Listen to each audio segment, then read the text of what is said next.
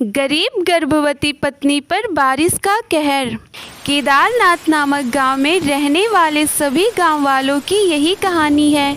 यहाँ बारिश कब मुसीबत बनकर गांव पर टूट पड़ती है यह किसी को भी नहीं पता।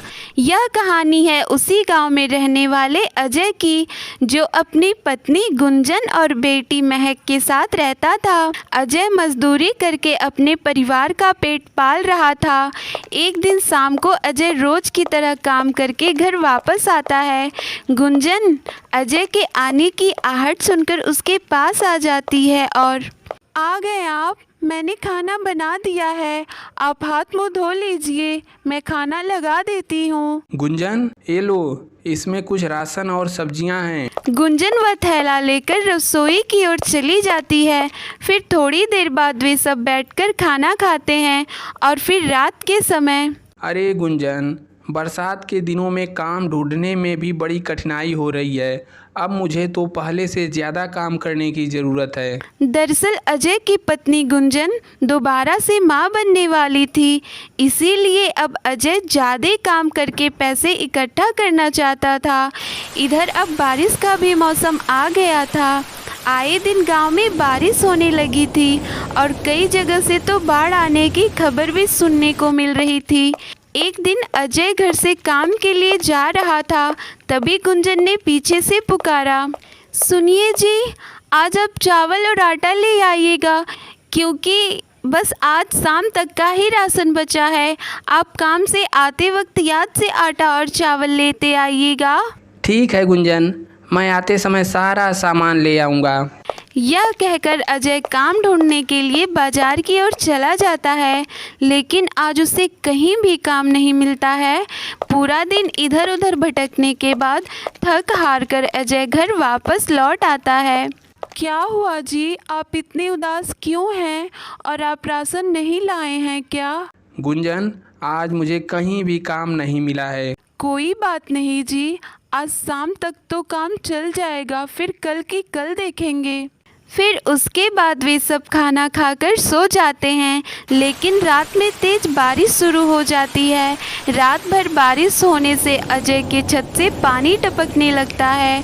अजय का घर बहुत पुराना था, जिस कारण से घर के छत पर दरारें आ गई थी। पानी की बूंदें टपकने से गुंजन की नींद टूट जाती थी। वह देखती है कि छत से पानी टपक रहा है। इसके बाद जहाँ जहाँ पानी टपक रहा था वहाँ वहाँ गुंजन बर्तन रख देती है, ताकि घर में बाकी पड़ा सामान पानी के टपकने से बेकार ना हो जाए। और फिर गुंजन सोने लगती है, लेकिन बाहर तेज बारिश और बिजली के कड़कने की वजह से गुंजन को नींद नहीं आती है। तभी वह अजय को भी जगा देती है। महक के पापा उठिए, बाहर बहुत तेज बारिश हो रही है, कहीं पिछले साल की तरफ फिर से बाढ़ ना आ जाए। अजय जल्दी से उठता है और गुंजन से कहता है, कुछ नहीं होगा, भगवान सब ठीक करेंगे। ये बारिश तो रुकने का नाम ही नहीं ले रही है। अब तो मुझे भी डर लग रहा है, कहीं कुछ हो गया तो मैं तुम्हें इस हालात में लेकर कहाँ जाऊँगा। तभी महक उठ जाती है और अपनी माँ से कहती है, माँ कुछ खाने को दे दो ना, बहुत तेज भूख लगी है। दरअसल बारिश होते होते सुबह हो गई थी। तभी अजय गुंजन से बोला, गुंजन, घर में खाने के लिए तो कुछ नहीं है, मैं बाहर जा कर के कुछ लाता हूँ। अरे नहीं जी, बाहर इतनी तेज बारिश हो रही है, अब कहाँ जाएंगे? रात की एक रोटी बची है, उसे मैं महक को दे देती हूँ। फिर गुंजन ने रात की बची रोटी और अचार महक को खाने के लिए दे देती है। तभी बाहर गाड़ियों पर सरकार की ओर से ऐलान हो रहा था, सावधान, सभी गांव वालों को सरकार की ओर से आदेश है कि नदी का पानी लगातार बढ़ते जा रहा है, इसलिए गांव में बाढ़ आने की संभावना है। अतः सभी लोग अपना अपना ज़रूरी सामान लेकर किसी सुरक्षित जगह पर चले जाएं। नदी का पानी कभी भी गांव में घुस सकता है। सरकार की यह चेतावनी सुनकर पूरे गांव में अफरा तफरी का माहौल बन जाता है। सभी लोग अपनी ज़रूरत का सामान बांधकर अपने घरों से निकलना शुरू हो गए थे।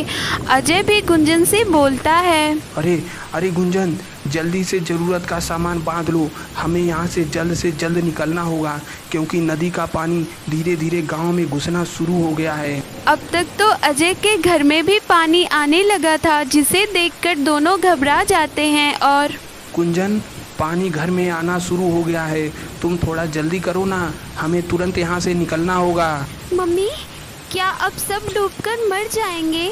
नहीं बेटा, तुम डरो नहीं, हम सब यहाँ से जल्दी ही निकल जाएंगे। गुंजन सामान लेकर जाने की सोचती है, तभी उसके पेट में जोर से दर्द हो जाता है। महक के बापू, मेरे पेट में बहुत तेज दर्द हो रहा है। गुंजन, तुम घबराओ नहीं, मैं कुछ करता हूँ। महक बेटी, तुम माँ के पास जाकर रुको, मैं किसी को बुला करके लाता हूँ। अजय बाहर जाता है। बाहर का नज़ारा बहुत ही डरावना था। सब जगह पानी ही पानी भरा था, उस पर से बारिश भी तेज हो रही थी।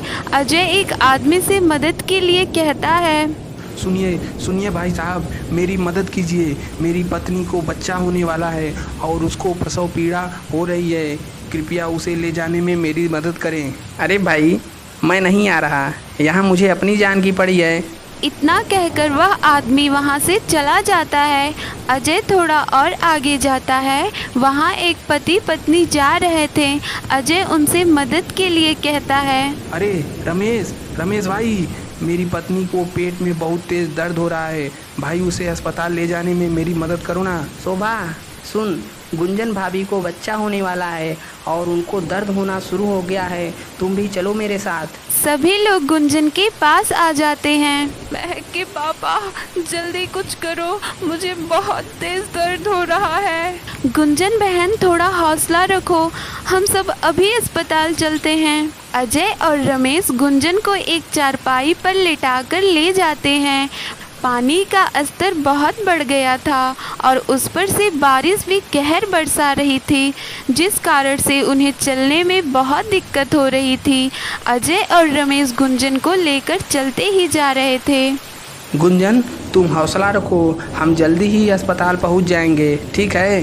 पानी में चलते चलते अजय को भी डर लग रहा था कि कहीं ऐसी हालात में वो अस्पताल कैसे पहुंचेंगे। वे दोनों जा ही रहे थे, तभी उन्हें एक बोट दिखाई देती है। उस बोट में सुरक्षा कर्मी दल था, वो लोगों की मदद कर रहे थे। अजय अपनी मदद के लिए ज़ोर ज़ोर से सुरक्षा कर्मी को आवाज़ लगाता है। सुरक्षा कर्मी अजय की आवाज़ सुनकर वहां आ जाते हैं और उन सब को बोट में बैठाकर अस्पताल पहुंचा देते हैं, जहां गुंजन एक प्यारे से बच्चे को जन्म देती है। बधाई हो आपको, बेटा हुआ है। यह सुनकर अजय डॉक्टर को धन्यवाद करता है और हाथ जोड़कर बोलता है, भगवान आपका बहुत बहुत धन्यवाद, आज आपने हम सब की जान बचा ली। यदि कहानी पसंद आई हो तो वीडियो को लाइक करें और चैनल को भी सब्सक्राइब कर लें और घंटे के निशान को दबाना बिल्कुल भी ना भूलें।